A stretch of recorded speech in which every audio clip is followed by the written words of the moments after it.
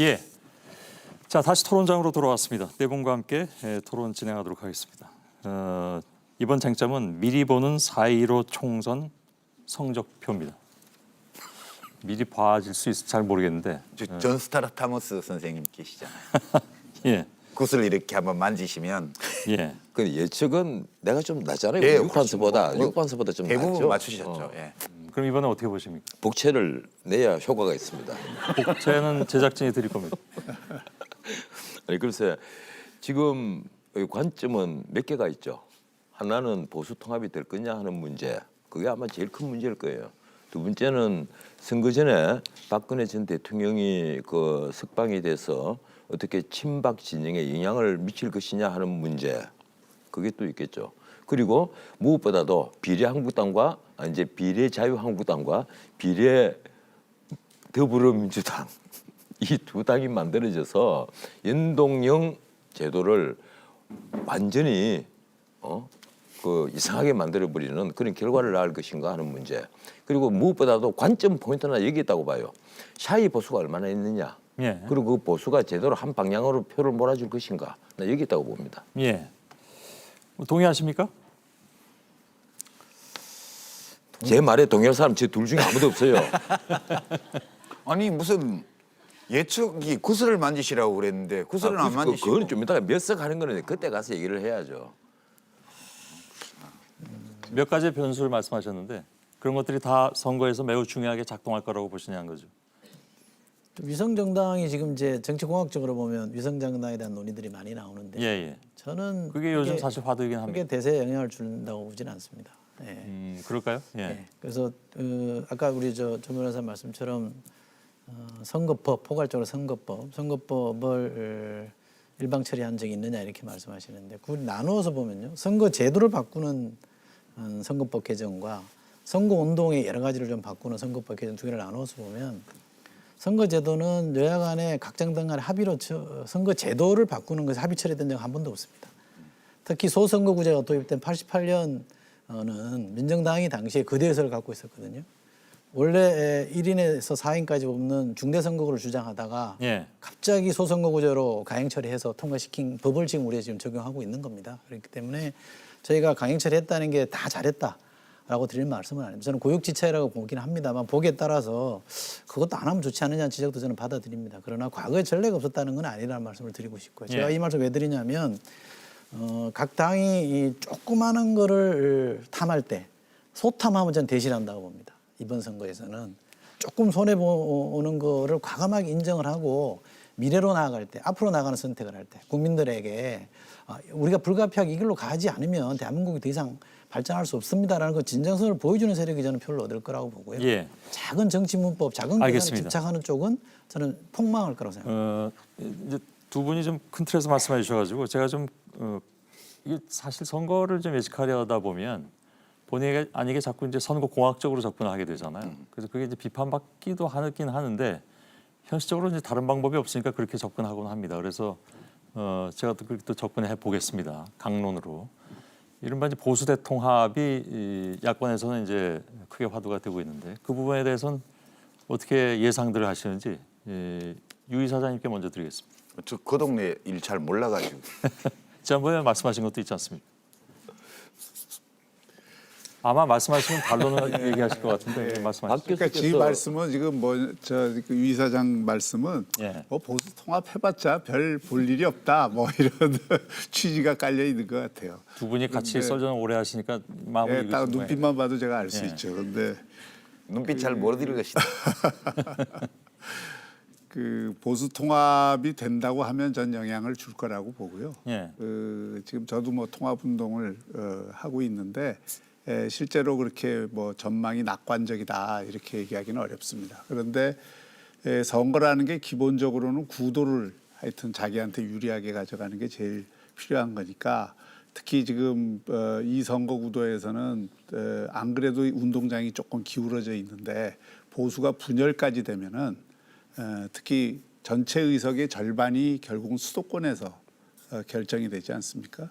수도권 선거에서는 1, 2천 표, 3, 4천 표로 그 승부가 결정나는 곳이 대단히 많은데 예. 분열된 구도 하에서 보수가 안 그래도 불리한 지형인 수도권에서 과연 얼마나 선전할 수 있겠느냐 이거를 비관적으로 보는 거죠. 예. 영남이나 뭐 그 전통적인 텃밭 지역 같은 경우에는 그 보수 통합에 대한 필요성이 상대적으로 좀 적지만 수도권 선거에 있어서 또 충청권 선거 이런 데에서는 이 통합에 대한 요구가 시간이 갈수록 커질 거다. 그런데 문제는 그 시간이 별로 남지 않았다. 예. 그래서 저는 설 전에 어쨌든 이 통합의 이 기본적인 골격이 마련이 되지 않으면 그 지금 야당이 상당히 고전할 수밖에 없는 예. 그런 구도 속으로 그런 들어갑니다. 요구는 있는데 그것이 과연 이제 그 현실화될 것이냐 하는 문제는 또 별개의 문제잖아요. 지금 물 밑에서는 뭐 여러 가지 그 움직임들이 있고요. 그리고 의지의 문제인데 그 의지도 의지라는 게 결국 뭐 선의에 의해서 이루어지는 게 아니라 이 선거에서의 결과에 대한 기대와 이익 갖고 움직이는 것이니까 아직은 그렇게 비관적이라고는 보지 않습니다. 예. 아직도 하실 말씀이 없으신가요? 저 잘 모르긴 한데 그 동네 일은 이제 일반적으로 일반론으로 보면 정치 노선상의 유사성을 가지고 있는 서로 다른 정당들, 정치 세력들을 이제 통합하는 문제는 이제 두 가지가 필요한 것 같아요. 하나는 리더십, 두 번째는 그 주요 구성원들의 이해관계의 조정. 이 두 개가 이루어지면 결국 이 리더십은 이해관계를 조정하는 리더십이죠. 정치인들 개개인으로 놓고 보면 이 통합을 통해서 자기가 이익을 볼 수 있어야 되니까 일단 선거에 임박해서 하는 통합은 선거에서 내가 통합할 때 유리하다. 이게 있어야죠. 이제 그런데 이제 동네마다 하려는 사람들이 여럿 있고 그 또 파벌이 다 다르단 말이죠. 그러면 이거를 대의를 가지고 조정을 해서 어떤 룰을 가지고 후보를 정하든 아니면 합의를 통해서 나누든 이걸 해야 되는데 그걸 하려면 그걸 할 수 있는 리더십이 있어야 되죠. 되게 이런 정도의 통합을 하려면 명분도 있고 또 어떤 카리스마도 있고 또 실제로 그 통합의 대상이 되고 있는 주체에 속한 정치인들 개개인에게 뭔가 희망을 줄 수 있는 그런 리더가 있을 때 이게 되거든요. 안 그러면 되게 어려워요. 지금 황교안 대표 리더십 아래에서 이게 잘 될까? 이건 고도의 정치 행위인데 정치 전염병 당대표, 정치 경험이 거의 전무한 이런 리더십 아래에서 이게 과연 가능할까? 그게 지금 좀 제일 큰 걸림돌입니다. 지금 한국 잘 모르지만 제가 볼 때 예, 그래요. 한국당이 시간을 너무 많이 놓쳐버렸어요. 제가 작년에 이제 문자 해촉 당한 게 있었잖아요. 문자 해촉. 네. 그 정권을 가진 조광현 한번 해봐라 이랬을 때 들어가서 제일 먼저 이 전당대 서둘 일이 아니다. 보수를 찢어 밝혀진 보수를 특히 박근혜 전 대통령에 대한 탄핵 문제로 비박 친박 탄핵파 뭐 찬핵이라고 해야 됩니까? 뭐 이 파들 다 그리고 또 복당한 사람이 있고 바른미래당에 바른정당으로 바른미래당에 남아 있는 사람이 있고 이러니까 안 된단 말이에요. 그리고 또 조은진 의원이 우리 공화당 만들어 놓았고 이게 안 되니까 일단 박근혜 문제를 넘지 않으면 이거는 보수는 통합이 안 된다. 그래서 박근혜 문제를 해결을 하자. 쉽게 말하면 탄핵 문제를 정리를 하지 않으면 이거는 절대로 보수가 통합이 안 된다. 보수 통합하고 나서 전 지도부부터 이 탄핵에 책임질 사람 그리고 이른바 진박 탄핵안, 진박 5인방 이런 사람들은 일단 정계 은퇴를 하지 않더라도 이 선에 책임을 지고 물리서는 책임을 보여줘야만 한다. 그런데 그 시간을 다 놓쳐버렸단 말이에요. 나는 물론 문자 해촉을 당했습니다. 그런데 지금 가령 황교안 대표가 그러면 지금 우리 다 뭉치자 이러잖아요. 뭉치자 이러면서 당장 기자들이 물으면 유승민 의원 뭐라고 얘기하냐면 유아무개 이렇게 표현을 합니다. 그 자기 옆에 그 참모처럼 있는 자기 고등학교 동기는 뭐 이름들 다 아실 거예요. 내 친구 K 이런 식으로 표현을 해요. 나 그거 보고 절망을 했습니다. 아, 이 큰일 났구나. 이분은 예컨대 내가 지금 황교안 대표가 들으면 섭섭할지 모르겠는데 한국당에 들어가서 그것도 친박의 일부를 친황으로 만들어주고 그게 포위가 돼가 있단 말이에요. 자기는 다 내려놓는다. 자기는 기득권 다 포기하겠다 이러면서 결국 보수 통합하자는 것은 자기 중심으로 모이자는 거 아니에요. 자기 중심으로 모이자는 얘기입니다. 그래 갖고는 안 되죠. 본인이 지금 다 내려놓으면 자기가 우뚝 올라서고 자기가 결국은 원하는 길로 갈 수 있을 텐데 그걸 지금 모르시는 것 같아요. 오랜 관료 생활 때문인지 아니면 온실 속에서만 계셔서 그런지는 모르겠습니다만 그걸 모른단 말이에요. 자기 희생을 말로만 하지 머리 깎고 단식하면 자기 희생인 줄 알아요. 그래서 목숨 건다고 해서 단식을 하면 단식해서 정말 죽는 사람 없잖아요. 그럼 그 목숨 안 걸은 줄 우리 국민들이 다 알고 있단 말이에요. 그런데 그게 난 목숨 걸었다 이러면서 나는 마치 자기 희생을 엄청나게 한 것처럼 포장을 하면 거기 호라닥 넘어가서 표를 줄 사람이 누가 있습니까? 정말 자기 희생을 제대로 보여줘야죠. 나는 다 내려놓겠다. 그 내려놓은 게 첫 번째가 뭡니까? 공천권입니다. 자기가 안심하고 대권의 길을 가기 위해서 공천권만은 포기를 하지 못하겠다. 이 순간에 황교안 대표는 보수통합은 애초에 물 건너가는 거고 본인 또 무너지는 거예요. 너무 구체적으로 말씀하신다. 그럼 그걸 모른단 말이에요. 그래서 나는 보수통합은 안 된다고 봐요. 시간이 없어요 지금. 뭐 보수통합할 시간이 어디 있어요? 물론 이런 지적을 황교안 대표를 비롯해서 지금 통합을 추진하는 주체들이 다 새겨 들어야 된다고 생각해요. 사실은 무지무지 어려운 작업입니다. 이익도 조정해야 되고 감정의 골도 넘어야 되고 또 실제로 그 혁신도 담아내야 되거든요.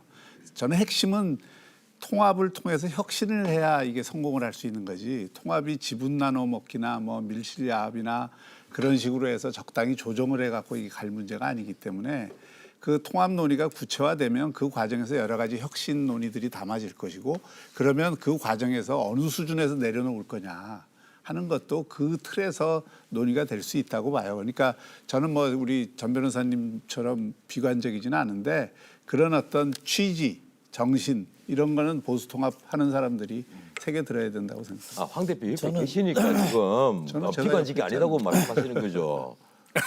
예, 이철희 의원님. 네, 저는 이런 생각이 있는데요. 뭐 남일 같지는 않습니다. 사실 제가 민주당 소속인데 과거 민주당이 이 분열과 통합의 역사로는 뭐 일각에는 있는 세력이거든요.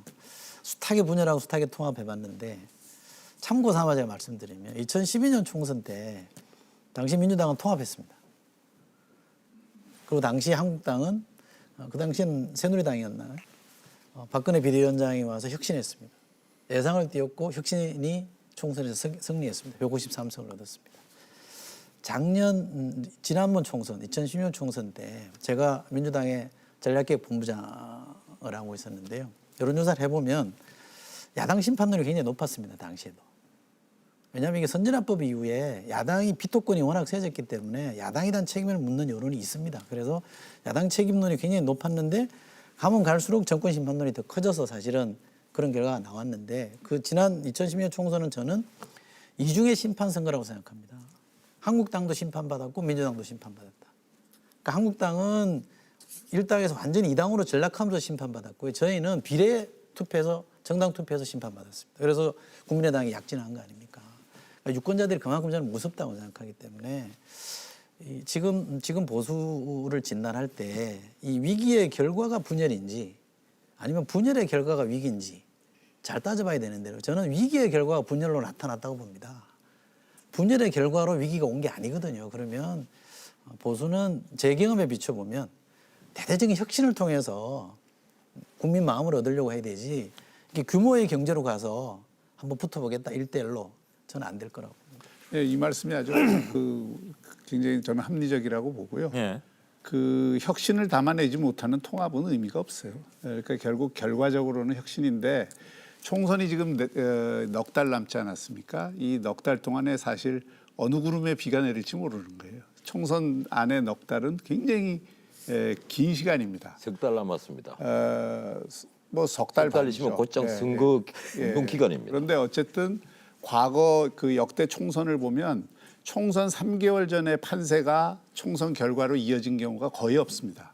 총선 3개월 전에는 뭐 여당이 유리했다 하더라도 그 3개월 안에 여러 가지 이유들이 생기거나 또는 이슈가 새롭게 전환이 되거나 또는 앞서가는 정당이 자기 실수로 넘어져서 골대 앞에서 넘어지는 그런 어떤 행위들을 해서 결국은 자멸하기도 하고 또 상대 후보가 아까 이제 수문표라고 그랬지만 특히 집권 3년 4년 차 일어나는 선거는 정권 심판론이 먹힐 환경이 상당히 많이 조성이 돼 있거든요.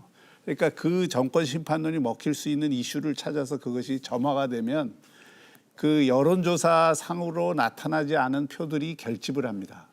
그래서 실제로 뭐 몇 번에 저도 정무수석하면서 경험한 거지만 여론조사 결과하고 실제 결과가 달라지는 거를 대단히 많이 봤어요. 근데 그건 여론조사가 틀렸다기보다는 여론조사에서 나타나지 않는 적극적 이 반대층 또는 분노층이 투표장으로 대거 몰려 나오게 되면 여론조사 결과가 상당히 틀릴 수가 있습니다. 그래서 지금은 지금 3개월 반 정도 남은 이 국면에서는 현재의 여론조사를 기준으로 해서 평가를 하는 것은 굉장히 좀 예. 순진한 생각이다. 이런 지금 뭐 보면 대통령에 대한 지지도는 50% 내외를 계속 왔다 갔다 하고 있고요.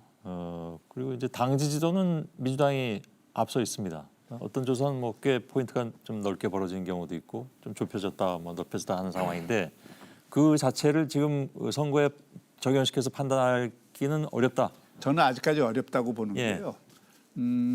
그 이를테면은 제가 이제 그 2016년 선거도 그랬고요. 예. 2016년에 여기 그 전 스트라다무스도 계시지만 제가 그 국회에서 이 문제 갖고 서로 이 내기를 한 적이 있었는데 제가 맞췄습니다. 그래서 저도 박스트라다무스 비슷한 그 역할을 했는데 그때도 대부분의 전문가들이 예. 당시 여당이 과반수 이상을 얻는다고 선거 이틀 전까지도 했어요. 근데 예. 물밑 민심은 벌써 달라지고 있었고요. 정권 심판론 쪽으로. 그때는 특히 이제 그 2010년에 지방선거를 앞두고 가령 그 당시에 오세훈 시장이 모든 선거에서 20% 내지 30% 여론조사가 앞섰습니다. 근데 서울시장 선거 판을 깨보니까 결국 0.몇 % 이겼거든요. 예. 진 선거를 새벽에 뒤집었는데 그러니까 이것은 그 당시에 이명박 대통령의 지지율이 50%가 넘을 때였습니다. 예. 그러니까 지금 그 이 대통령의 지지율 그리고 여당의 지지율이 총선 때까지 이어진다 이런 것은 좀 더 지켜봐야죠. 예. 예. 근데 여론조사는 좀 이제 우리가 조심해서 해석해야 되는데요. 과거 사례를 이제 언급할 때는 그러니까 지난 총선 때까지만 해도 법이 아직 정비되지 않아서 집 전화 위주로 이제 여론조사를 하거나 이렇게 했었어요. 예. 그러니까 여론조사 기법을 아주 발전한 기법을 지금처럼 안심번호를 사용해서 하는 걸 할 수 없었기 때문에 이제 그 통계상의 오차나 여론조사상의 오차도 많았어요 그때는. 근데 최근 통계는 좀 더 정확해지고 있는데요. 제가 지금 시점에서 이렇게 여론조사의 수치를 보기보다 흐름을 이렇게 이제 보면 지방선거 때, 그러니까 2018년 지방선거 때 자유한국당이 완전 참패를 당했잖아요. 대통령 선거에 이어서. 근데 묘한 게 그 직후에 보면 문재인 대통령 국정수행 지지율이 빠르게 떨어지기 시작했고요. 예. 그다음에 더불어민주당과 자유한국당의 지지율 격차도 굉장히 좁아졌어요. 빠른 속도로 짧은 기간 안에. 이제 그게 뭐였냐 이렇게 생각을 해보면 지방선거도 심판선거였다는 거예요. 탄핵, 그다음에 대통령 선거, 지방선거 이렇게 심판선거를 두 차례나 했어요. 그 이제 국민들이 분이 풀려가지고 이 정도 혼내줬으면 이제 좀은 된 거 아닌가? 이제 이렇게 했을 때라고 봐요. 근데 그때가 자유한국당이 그때 이후에 뭘 많이 잘못했다고 봐요. 야, 그렇게 한동안 좁혀져서 가다가 그 근자에 와서 보면 다시 벌어지고 있거든요. 이게. 그래서 조국 사태 국면에서 더 좁혀졌고 대통령 지지율이 더 내려갔기 때문에 자유한국당이 계속 이렇게 밀어붙이면 역전시킬 수 있다고 봤어요. 근데 이상하게 민심이라는 게 참 알 수가 없는 건데 그 과정을 거치면서 뭔가가 지금 심기를 건드렸어요. 여론의 심기를, 민심을 건드렸는데 그게 뭔지는 제가 정확히는 모르겠는데요. 짐작하기에는 통합은 중요하죠. 선거를 할 때는 분열돼 있으면 구도상 불리하니까요. 네. 그래서 뭐 어떤 야합이라는 비난을 받든 밀실 거래라는 이제 뭐 비난을 받든 여하튼 후보 숫자를 비슷한 노선을 가진 후보 숫자를 줄이는 거는 선거에서 되게 중요하죠. 그래서 통합을 할 수 있냐 없냐가 이제 지금 두 분 말씀처럼 되게 중요하다고 보고요. 이제 두 번째는 통합만 해갖고는 될까? 이게 뭔가 지금 지방선거 이후에 좁혀지던 분위기에서 채고 나서 벌어지고 있는 이유가 뭘까? 저는 이게 자유한국당에 대해서 이제 옛날에 했던 잘못들을 심판한 거는 거의 지방선거로 끝을 낼 수 있었는데, 야 그래 됐어, 이제 보니까 좀 나아졌네, 좀 예전보다 좀 믿을만해졌어, 이런 것을 줄만한 어떤 행위를 못했지 않은가? 예. 그렇게 의심을 해요. 그래서 지금 통합과 아울러서 진짜 노선이라든가 예. 정책이라든가 뭐 공천이라든가 조직 운영이라든가 문화 모든 면에서 좀 혁신을 해야 되는데 예. 그 문제인데요. 안 보이는 거죠. 지금, 잠깐만요. 네. 뭐 하실 말씀이 많으실 것 같은 표정을 짓고 계신 분이 한 분 계셔서 말씀하시죠. 아니 그 여론조사를 두 분이 말씀하시니까 저도 이게 정치평론 오래 했으니까 이 여론조사에 대해서 좀 말씀을 드릴게요. 특히 우리나라 여론조사 뭐 책상에서 조작한다고까지는 얘기하지 않겠습니다. 그런데 이 응답률에 대해서 너무들 신경을 안 쓰고 하는 여론조사란 말이에요. 무슨 말인가 하면 과거에도 마찬가지고 지금도 마찬가지고 집권 여당이 힘을 갖고 있고 대통령이 권력자니까 대통령을 지지했던 사람, 대통령의 표를 던졌던 사람은 쉽게 여론조사에 응합니다. 가령 민주당이 그 갤럽이 마지막 여론조사했던 게 작년 12월 20일 발표된 거예요. 그게 그 문재인 대통령 국정 지지도가 5%가 떨어져 갖고 44%로 떨어지고 이 비판하는 쪽이 46으로 올라가서 다시 데드크로스가 일어난 겁니다. 계속 뭐 차이가 벌어진다는데 그게 아니고요. 최근에 코리아 리서치나 뭐나 그 어제 그저께 한 그 여론조사를 나는 신뢰하지 않습니다. 솔직히 말씀드렸어요. 내가 특정 업체를 거론해서 뭐 한데 신뢰하지를 않아요.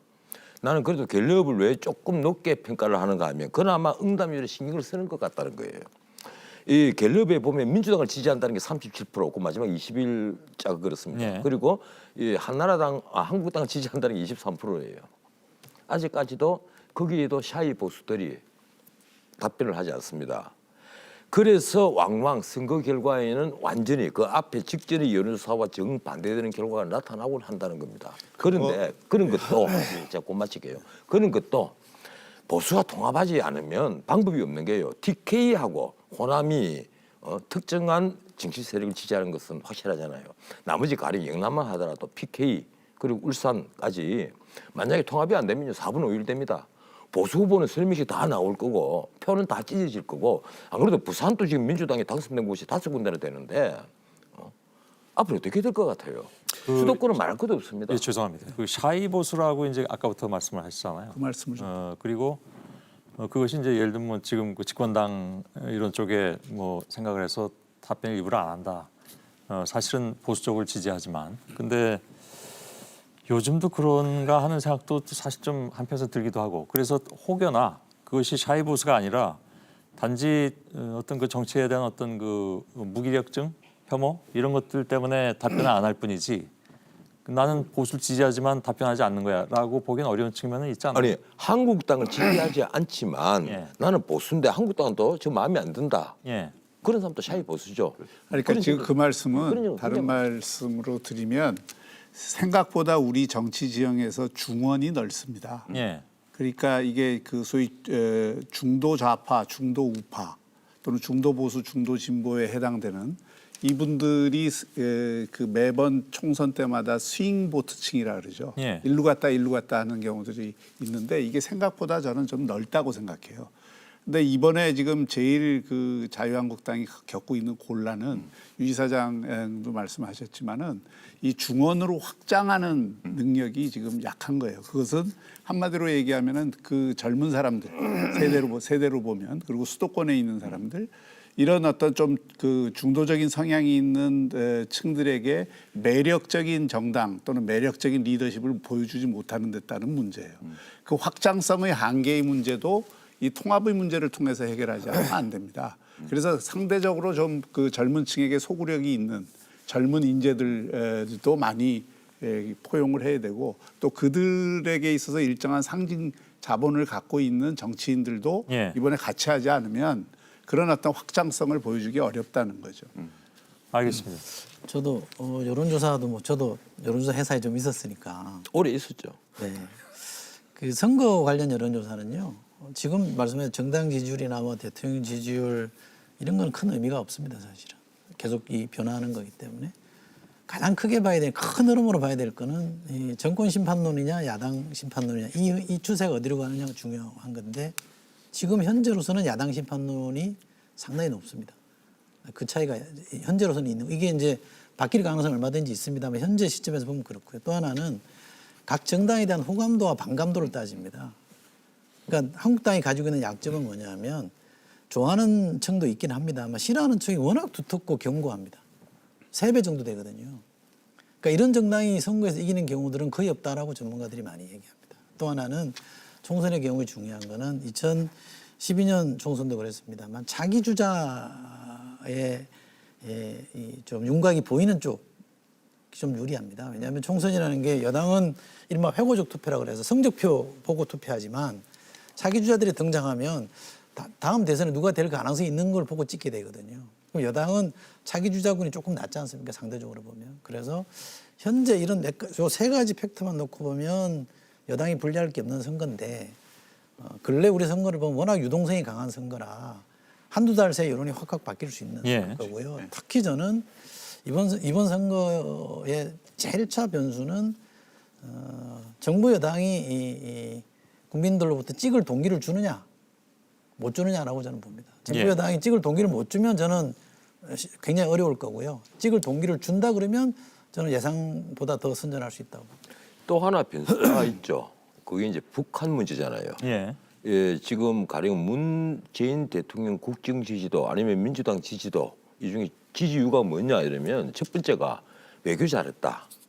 대북 관계, 대북 관계 지금 평화 유도 잘하고 있다. 뭐 이런 거예요. 뭐 저는 아니라고 보지만 그런데 가령 문재인 정부 실정이 뭐냐? 문재인 정부를 왜 반대하느냐 이러면 문 대통령을 왜 반대하느냐 이러면 첫 번째 들고 있는 게 경제 문제입니다. 살기가 너무 어려우셨다 이 얘기거든요. 그래서 경제는 선거를 좌우하는 가장 큰 이슈가 늘 되어 오는데 예. 우리나라 특성상 이게 북한 문제가 모든 선거에 엄청난 영향을 미칩니다. 지난 지방선거에 바로 그 전날 싱가포르에서 트럼프가 김정은하고 만났잖아요. 그게 선거에 엄청난 영향을 미친 건 사실입니다. 그 바람에 나는 야당이 일패도지했다고 봐요. 그런데 이번에도 근데 김정은이가 어제까지 내 새로운 전략무기 있어 나 가만 놔둘 거야 그거 방방거리니까 지금 이게 문재인 대통령에게는 힘이 되겠지만 뭐 중재자 촉진자를 자처하던 문 대통령에게는 완전히 웃기는 일이 되지만 그게 아니라 어느 날 태도를 바꿔갖고 나 문 대통령 다시 만날 거야. 내가 판문점에 내려가겠습니다. 뭐 이렇게 해서 또 하나의 평화쇼가 벌어진다면 이게 또 선거에 엄청난 영향을 미칠 거란 말이에요. 예. 그래서 대한민국 선거에 김정은이가 미치는 영향이 꽤 많이 있다. 이 얘기를 드리겠습니다. 안 그래도 요사이 간첩 같은 자들이 상당히 많이 보이는데 그건 또 무슨 말씀이십니까? 요사이 우리 주변에 혹시 말하는 거 보니까 저- 아니죠. 저는 아니고요. 생각해 보세요. 이 대한민국에서 아무리 사상의 자유가 있고 하지만 이 남북 분단이 돼가 있는데 위마지 환영단이니 백두혈통 뭐 칭송위원회니 하는 그따위 위원회가 방향무도한 발언을 하는데 어느 누구도 나무래지를 못해. 신문에 글 하나 안 나와. 근데 그냥 무시하는 거죠. 그게 무시하는 거예요? 무시하는 거. 원래 겁나서 피하는 거지. 예, 원래 어거로한테는 먹이를 주지 말라 그런 이제 얘기도 있고 하기 때문에 이제 먹이를 주면 자꾸 시끄러워져요. 그러니까 이제 무시하는 거고요. 그럼 우리 유판스가 예. 카메라 딱 보고 얘기하세요. 나는 그런 자들을 무시합니다. 딱 정확히 말하라고. 예. 예, 저는 뭐요? 나는 그런 자들을 무시합니다. 아, 예. 한마디 아니, 하더라고. 잘하고 하면 안 되고요. 뭐 백두혈통 칭송한다느니 뭐 이런 활동하는 분들 무시합니다. 저는. 예. 그렇게 됐죠. 제가 그렇게 권력 하고요. 같으면 처벌하겠습니다. 그러면 안 되고요. 아무리 터무니없는 이제 그걸 왜 처벌 못 아니 해요? 국민 대다수가 터무니없다고 생각하는 의견조차도 좀 말해도 괜찮은 사회가 좋은 사회잖아요. 저는 그렇게 생각해요. 양해해 주시고요. 본론으로 돌아가서 우리가 이제 통합 문제는 구도와 관련된 거라서 되게 중요하다. 모두가 다 동의를 하고 있고요. 그리고 그런 통합을 하기 위해서 보수 통합을 하기 위해서는 이해관계를 조정하고 또 그 당원들이나 지지자를 설득할 수 있는 매우 유연하고 이제 높은 수준의 리더십이 필요하다는 것도 다 이제 누구나 다 동의하는 것 같아요. 이제 두 번째는 선거에서 두 번째 문제가 이슈인데요. 지금 변호사님 말씀하신 것처럼 북한 문제는 굉장히 유동성이 강한 이슈예요. 어떻게 보면 여당도 야당도 마음대로 이렇게 자기가 뭘 할 수는 없는 그런 요소여서 불안 요소로 돼 있죠. 그러니까 여권에서도 지금 이 북미 관계, 남북 관계가 이번 총선에 예측할 수 없고 통제할 수 없는 불안 요소임을 저는 이제 생각하고 있다고 봐요.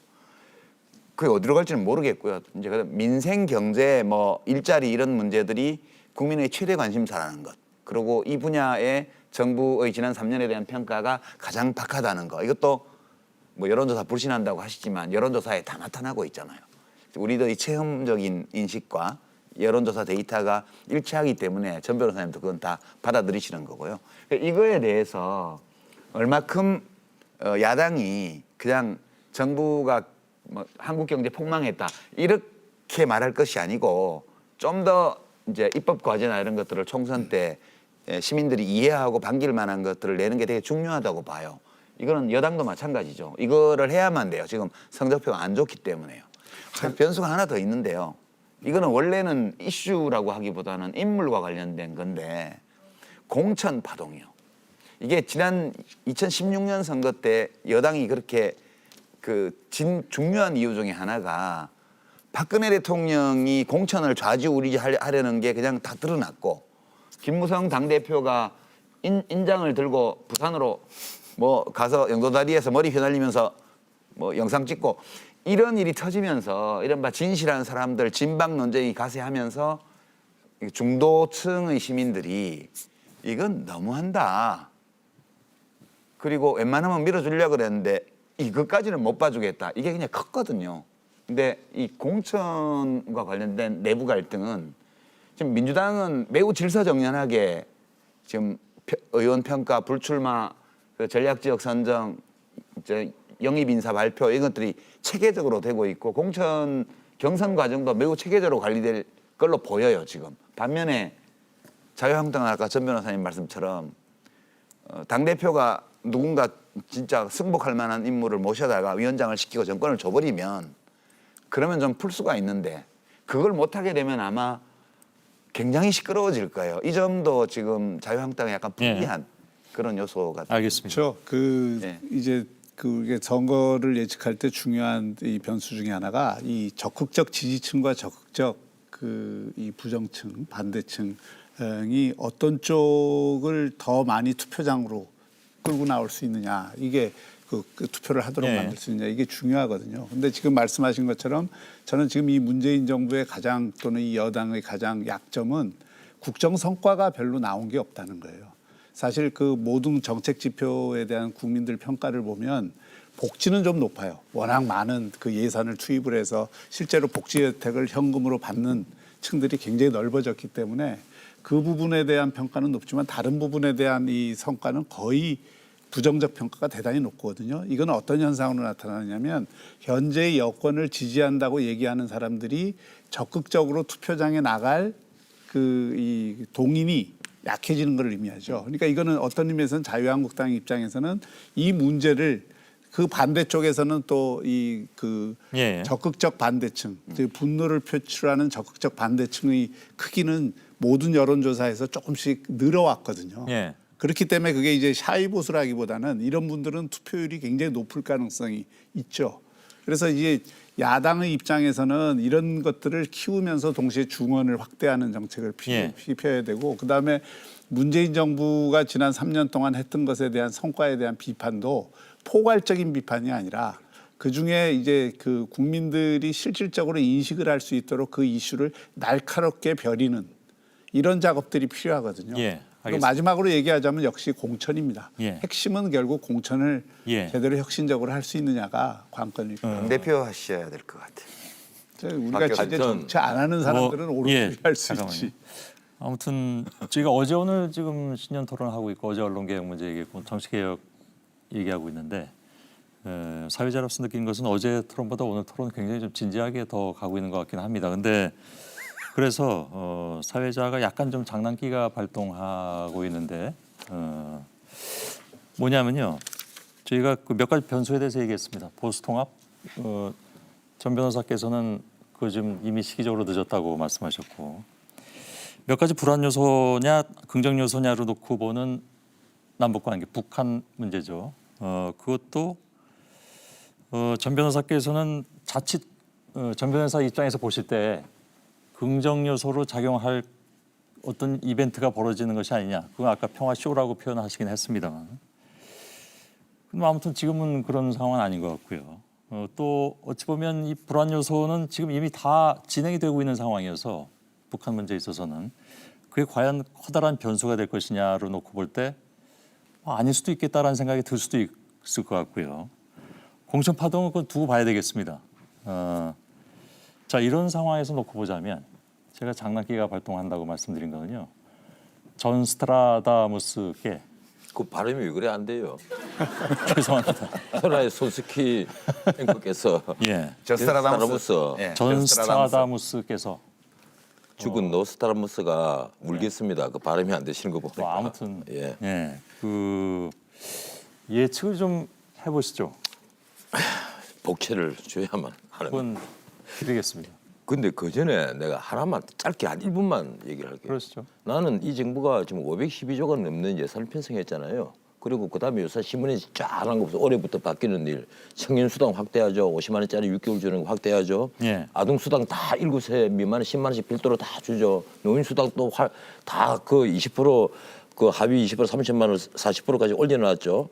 그 35만 원 최대 액수 주는 거 돈 푸는 일에 지금 온 정부가 지금 제정신이 아니에요. 돈 많이 써라. 작년 연말에 예산 남기는 놈은 앞으로 막 목 다 잘라버린다. 예산 써라 이거 아니에요. 그냥 각 지자체가 예산 쓴다고 난리가 났잖아요. 돈 예. 풀으란 말이야. 그게 뭔가 하면 온 정권이 암암리에 내년 총선에 전력 투구한다. 이 예산, 무기는 예산이에요. 그래 갖고도 나는 여당이 질 거라고 봅니다. 예. 왜 질 거냐? 예. 문 대통령이 일방 독주가 너무 심했어요. 문재인 대통령의 그 품성과는 달리 일방 독주가 너무 심했단 말이에요. 특히 올해 이 선거법과 공수처법을 두고 벌인 그리고 예산안 통과를 두고 벌인 이 일방 독주는요. 우리 국민들 환희 압니다. 다 봤잖아요. 예. 적어도 8월 10일입니까? 12일입니까? 그날부터 거의 10월 한 중순까지 신문 일면 헤드라인은 항상 조국이었습니다. 그 발음식 범죄를 두고 11개의 범죄로 기소를 하니까 청와대에서 국민소통수석이 뭐라고 얘기를 했습니까? 대통령의 인사권을 흔드는 검찰의 수사권이 있는데 검찰이 수사를 했는데 인사권을 흔들면서 그런데 결과는 옹색했다? 지금 정말 제정신인가요? 그 11개 범죄는요. 옛날 특검에 윤석열 총장이 팀장했잖아요. 그 가치 잣대를 기준으로 하면 구속을 시켜도 10번을 더 구속시켜야 될 범죄들입니다. 그런데도 청와대 국민소통수석이 얘기를 그렇게 한단 말이에요. 그러면 전 국민들이 거기 끄떡끄떡 그릴 거냐? 아니란 네, 말이에요. 알겠습니다. 나는 이 이른바 다깨문이라 그러죠. 다깨문입니까? 다깨문입니까? 뭐 그쪽 이 친문 세력들이 그러잖아요. 우리는 깨어있는 시민이다. 이번에 정경심도 바깥에 편지 쓸 때 깨시민에게 감사한다고 그랬더고 나 그 유시민으로 잘못 읽었어요. 그냥 깨시민에게 감사한다. 좀 그만 놀리시고요. 그런데 실제 나는 우리나라에 깨시민들이 많다고 봐요. 깨어있는 예. 시민들이. 그래서 깨어있는 시민들이 자. 이게 문 대통령의 예. 독주를 막을 거라고 생각합니다. 알겠습니다. 그래서 자, 이번에는 이 반론을 들어야 되잖아요. 예. 제가 이렇게 걸어놨는데 살짝만 뭐 살짝 하시든 예. 크게 하시든 뭐 제대로 하세요. 예측하기 전에 전 변호사님 말씀에 약간 텀만 좀 낼게요. 각주만. 뭐 윤도한 국민소통수석의 예. 조국 교수 기소 내용에 대한 품평, 뭐 비평, 뭐 논평이죠. 논평에 대해서 이제 우리 전 변호사님은 좀 불쾌해하시겠지만 저는 그걸 어떻게 해석했냐면 문재인 대통령이 더 이상 윤석열 총장을 신뢰하지 않는다. 그 메시지로 읽었어요. 그러니까 그 청와대 수석의 논평은 그냥 수석의 개인적인 입장을 말하는 게 아니거든요. 청와대 수석이 그렇게 논평을 냈다는 것은 지금까지 조국을 기소하기까지 진행되었던 4개월의 수사에서 벌어진 모든 일들 그리고 그 과정에서 검찰이 보인 모든 행동에 대한 대통령의 판단이 윤석열 검찰총장에 대한 불신으로 결론 지어졌다. 저는 그렇게 봐요. 그렇게 이제 일단 해석을 한다는 점을 제 의견이에요. 청와대에 물어본 건 아니고 예. 네, 그렇게 봤고요. 그다음에 문 대통령의 폭주 뭐 이런 말씀을 하시는데 저는 지금 대통령의 국정수행 지지율을 떠받치고 있는 제일 큰 요인이 무엇일까? 박형준 교수님이 아까 지표가 나쁘다고 그러셨잖아요. 근데 왜 이 정도 수준의 지지율이 유지될까 하면 보면 문재인 대통령의 개인적인 특성에 대한 신뢰가 그 요체라고 저는 봐요. 저 사람이 성적이 별로 안 좋을 수는 있어. 근데 무슨 나쁜 마음을 먹거나 뭐 어떤 사심을 품거나 게으르거나 그래서 그런 건 아닐 거야라는 그 안정적인 성품에 대한 믿음이 상당히 커요. 이 국가 지도자는 그게 중요하거든요. 노무현 대통령 때 지지율이 이렇게 됐던 거는 노무현 대통령의 성격과 닮았고요. 문재인 대통령의 지지율이 떨어져도 야금야금 떨어지고 올라가도 야금야금 올라가는 이유가 그것과 관계 있다고 저는 생각해요. 그래서 구체적인 정부 여당의 어떤 선택 행동에 대해서 이제 전 변호사님이 그렇게 평가하실 수는 있는데 국민들이 문재인 대통령 개인에 대해서 그렇게 평가하지는 않을 거라고 저는 이제 본다는 말씀 덧붙이면서 전망을 할게요. 예. 저는 민주당이 과반 의석을 하리라고 봐요. 그러니까 큰 잘못을 하지 않는다면 앞으로 큰 변수가 발생하지 않는다면 그렇게 보고요. 그다음에 그 범진보 진영 그러니까 이번 사닥이 이상한 형태로 진행이 되었던 그러니까 여당 혼자서 가는 게 아니고 파트너가 될 수 있는 우호적인 정당까지 포함해서 국회 선진화법을 통해서 원만한 어떤 국회에서 입법 의결을 할 수 있는 정족수 그게 60%잖아요. 그럼 180석이에요. 예. 그러니까 무소속 경우에 따라서 무소속까지 포함해서 그렇게 그걸 달성하냐 못하냐가 향후에 문정부의 후반기 그 정부와 국회와의 관계, 청와대와 국회와의 관계, 아니면 총체적으로 정부 여당의 국정 운영을 가늠하는 중요한 목표치가 될 거라고 보고 거기까지 갈 수도 있지 않을까라는 희망 섞인 전망. 알겠습니다. 아니, 자, 제가 잘 그렇게 틀려요. 밝은 눈을 잃으신 겁니까? 예, 언제부터 잠깐만요. 그렇게 됐어요? 시간은 소망에 끌리다 예. 보면 제가 조금- 예측을 잘못할 수도 자, 있죠. 시간은 예. 2, 3분 정도가 남았습니다. 예. 제가 뭐 간단히 그 대통령 지지율 40%대라는 건 그렇게 높은 지지율이 아니에요.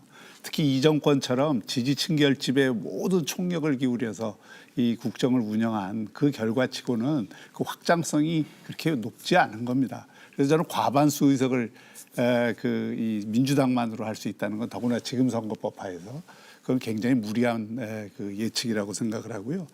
그 윤도한 수석 그 태산명동 서일필 저는 그 쥐가 그런 큰 쥐가 있나요? 12개 그 범죄 하나하나를 보면 이 정부가 핵심 가치로 얘기했던 공정, 정의 이런 것과 다 위배되는 거예요. 근데 그건 검찰의 그건- 주장일 뿐이에요. 아니, 검찰의 주장일 뿐이지 뿐이에요. 예. 아니, 검찰의 그렇게 얘기를 주장일 하면 뿐이에요. 통치권을 행사하는 사람이 자기 통치권의 일부인 검찰을 전적으로 무시하거나 그것을 거짓말로 치부하는 것은 그것은 가장 하지 않아야 되는 행위예요. 지난 2년간 적폐청산 수사할 때 그런 얘기 한 번도 안 했잖아요. 동일한 그런 어떤 지금 검찰이 다 거짓말하고 있다는 기준으로 보면 그 2년 동안 했던 적폐청산 수사도 예, 알겠습니다. 그럼 뭐 어차피 특수부가 이번 뭐 판결 자기 끝나는 속에서 거고요. 조사하거나 그러지는 않았어요. 그 적폐 자, 수사. 하시던 말씀 그래서 마무리해 주시죠. 저는 지금 자유한국당이나 이 보수야당이 하기 나름이지만 현재로서는 비세지만 지금 국민들이 지금 이 정권에 대해서 갖고 있는 비판이나 분노의 이 감정을 생각하면 현재 야당이 갖고 있는 의석보다는 더 얻을 거라고 생각을 합니다. 그러니까 그것이 어느 정도 수준일지는 모르지만 지금의 야당이 예, 지금의 의석보다 지금 예. 야당이 갖고 있는 의석보다는 야당이 선전할 것이다. 예, 알겠습니다. 마지막으로 드리겠습니다. 제가 아까 말씀드린 세 가지 변수에 정당의 호감도 반감도 정권 심판론, 야당 심판론, 또 자기 대선 주자의 구도 이런 것들에 더해서 지금 말씀하신 것처럼 과거 정권의 전례 비추어 보면 아마 언론 표현을 쓰자면 조국 사태를 겪고 나면 이 정도 지지를 유지하는 것은 불가능한 겁니다. 폭망했어야지 맞거든요. 예. 그런데 이게 지금 그건 50% 가까이 어떤 조사는 50% 넘어가는 조사의 지지를 버티고 있는 것은 여당이 잘하고 있다, 대통령이 무조건 잘하고 있다는 뜻이 아니라 저는 우리 유 작가님이랑 생각이 같은데요. 대통령에 대한 신뢰와 기대가 저는 여전히 살아있다고 봅니다. 또 하나 정부 여당이 어쨌든 선거제도 개혁도 마찬가지입니다만 기득권을 버려가면서까지 미래를 향해서 나가보려고 애를 쓰고 있다. 그것이 성과가 안 나고 있는 것도 있지만 어쨌든 전망을 가지고 새로운 비전을 가지고 해보려고 하는 거 아니냐. 여기에 대한 평가를 저는 생각하기 때문에 예. 야당이 지금처럼 과거에 발목이 잡혀서 오도 가도 못하고 구태를 보여주고 있다 그러면 저는 여당이 이길 거고요. 진보개혁 진영이 상당히 많은 의석을 얻을 수 있다. 예, 알겠습니다. 우리 편이 질 거야라고 말씀하실 분은 아무도 안 계시라는 거 4년 알고. 전에는 그랬어요 변호사님하고 아니 할 때. 그런데 이 아유, 판에 알겠습니다. 이 판에도 여당이 이기면 정말 예. 이민 가야죠. 아니요 잠깐만. 그만하세요. 그, 아니래옵니다 이민만은. 예. 할 거야. 예. 그건 보겠습니다. 그 결과 보겠습니다. 같이 갑시다. 그 아이고 선거 졌다고 이민을 가요. 예. 어떻게 살아요? 왜? 정의가 무너진 나라에. 국민의 자. 선택을 존중하셔야지. 예. 아, 그래서 자 이제 조용히 해주시면 미안합니다. 자 누구나 자기 편이 이긴다고 얘기를 하는데 그 뭐 제가 알고 드린 질문이죠. 근데 다만 우리 시청자 여러분께서 네 분께서 근거로 대주신 것들이 다 있지 않습니까? 예, 거기에 찬성하느냐 아니냐 하는 것이 결국은 관건이겠죠. 예, 그래서 어차피 아까 말씀하신 대로 석 달 조금 더 남은 그런 선거인데 뭐 올해 가장 큰 행사이기도 하고 선거 결과 한번 지켜보면서 오늘 토론을 좀 되새김해 볼 수 있는 기회도 가질 수가 있을 것 같습니다. 자, 이틀에 걸쳐서 진행된 저희 뉴스룸의 신년 특집 대토론 오늘은 이제 정치개혁을 화두로 해서 진행했고 여기서 마치겠습니다.